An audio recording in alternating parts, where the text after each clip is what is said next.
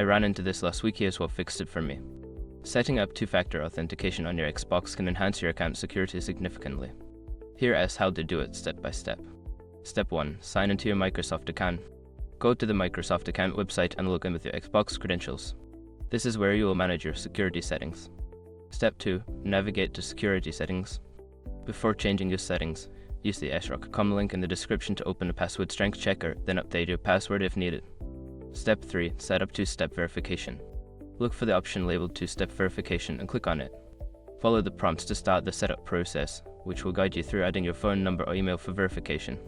Step 4. Choose your verification method. Select how you want to receive verification codes, either via text message or an authenticator app.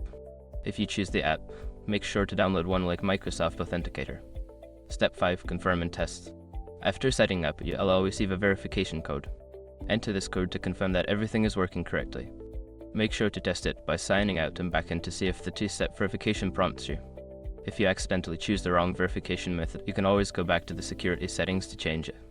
Setting up 2FA is a great way to keep your account secure, so take the time to do it right. Happy gaming!